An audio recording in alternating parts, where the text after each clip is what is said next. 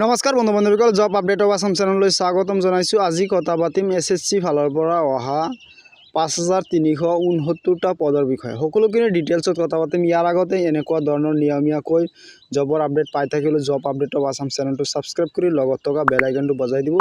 যেতিয়া মই এনেকুৱা ধৰণৰ জব ইনফৰমেশ্যন ভিডিঅ' লৈ আহোঁ আপোনাৰ তাত নটিফিকেশ্যন আহি যায়। এতিয়া বলক মূল ভিডিঅ'টোলৈ। পোনপ্ৰথমে আছে পোষ্টৰ নেম। ইয়াত আছে সিলেকশ্যন পোষ্ট। পোষ্টৰ নেম হ'ল সিলেকশ্যন পোষ্ট আৰু টোটেল ভেকেঞ্চি আছে আপোনাৰ 5369টা আৰু ইয়াৰ লগতে আপোনাৰ কেটেগৰী ৱাইজ আপোনাৰ পোষ্টবিলাক বগাই দিয়া হৈছে। যেনেকৈ ধৰক SCত আছে 687টা, পিছত আছে STত আছে 343টা, OBCত আছে 1332টা, আনৰিজাৰ্ভত আছে 2540টা, ESMত আছে 154টা, OHত আছে OHত আছে আপোনাৰ 56টা, HHত আছে 43টা, BHত আছে 17টা, তাৰপিছত আছে আদাৰ্ছত আছে আপোনাৰ 16টা, EWSত আছে 467টা। তো এনেকৈ ধৰণৰ পদবিলাক কেটেগৰী ৱাইজ ভগাই দিছে। ইয়াৰ বাবে কোৱালিফিকেশ্যন এডুকেশ্যন কোৱালিফিকেশ্যন বিচাৰিছে আপোনাৰ মেট্ৰিক পাছ যিকোনো বৰ্ড বা ৰিকগনাইজডৰ পৰা আপোনাৰ পাছ কৰা থাকিব লাগিব।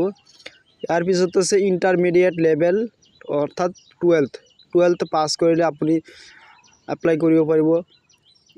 তাৰপিছত আছে গ্ৰেজুৱেট যদি আপুনি যদি ডিগ্ৰী কমপ্লিট কৰিছে তথাপিও আপুনি পদকেইটাৰ বাবে এপ্লাই কৰিব পাৰিব। কিন্তু ইয়াৰ আগতে এটা কথা, তাৰমানে মেট্ৰিক হায়াৰ ছেকেণ্ডেৰী বা গ্ৰেজুৱেটৰ কাৰণে পদবিলাক ভগাই দিয়া হৈছে।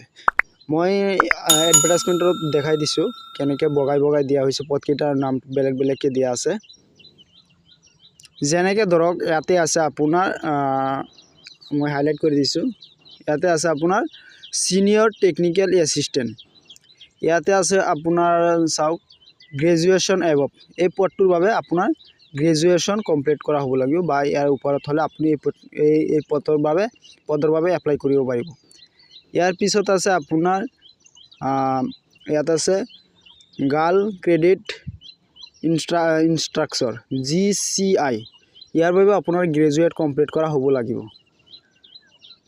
এনেকৈ বহুতখিনি পদ আছে, চবকেইটা বেলেগ বেলেগ দিয়া আছে। যেনেকৈ ধৰক আৰু এটা দেখাই দিছোঁ মই লেবৰেটৰী এটেণ্ডেণ্ট। ইয়াৰ বাবে আপোনাৰ মেট্ৰিক পাছ কৰা হ'ব লাগিব। তো এনেকৈ বগাই দিয়া হৈছে পদকেইটা। আপুনি এডভাৰটাইজমেণ্টৰ পৰা ভালদৰে চাই ল'ব। মই আৰু এটা দিছে হিন্দী টাইপিঙত আছে আপোনাৰ এইটো চাওক, এইটো মেট্ৰিক হায়াৰ ছেকেণ্ডেৰী পাছ হ'লে আপুনি এই পদৰ বাবে এপ্লাই কৰিব পাৰে। এনেকৈ চবকেইটা পদত বেলেগ বেলেগকৈ ভগাই দিয়া হৈছে। তো আপুনি চাই ল'ব। পিছত দিছে আপোনাৰ এডুকেশ্যনটো হৈ গ'ল। ইয়াৰ পিছত দিছে আপোনাৰ এজ লিমিটটো দিছে আপোনাৰ মেট্ৰিক বা হায়াৰ ছেকেণ্ডেৰী পাছৰ কাৰণে এই পদকেইটাৰ বাবে আপোনাৰ 18 পৰা 25 বা 27 বছৰলৈকে আপুনি 18 পৰা এইখিনিৰ পৰা আপুনি পদকেইটাৰ বাবে এপ্লাই কৰিব পাৰিব। যেনেকৈ কোনোবা যদি SC ST থাকে সিহঁতৰ বাবে এজটো কমাই ভৰাই দিয়া আছে।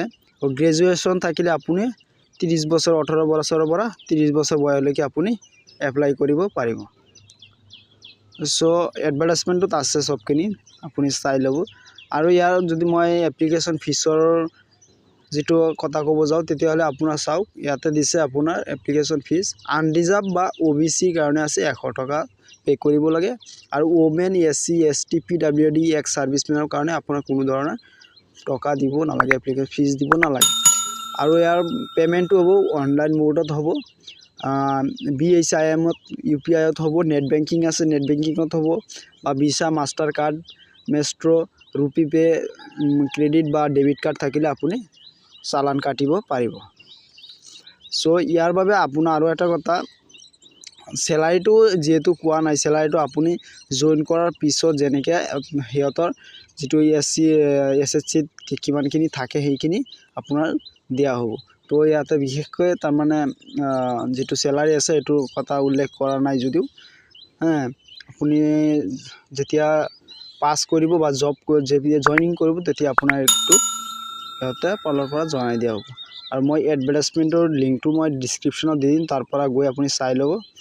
চ' আৰু যিটো অফিচিয়েল ৱেবছাইট আছে সেইটো মই লিংকটো দি দিম, তাৰ পৰা গৈ চাই ল'ব। চ' ভিডিঅ'টো চোৱাৰ বাবে থেংকছ, আৰু জব আপডেট অফ আছাম চেনেলটো ছাবস্ক্ৰাইব কৰি লগত থকা বেল আইকনটো বজাই দিম। চ' ধন্যবাদ।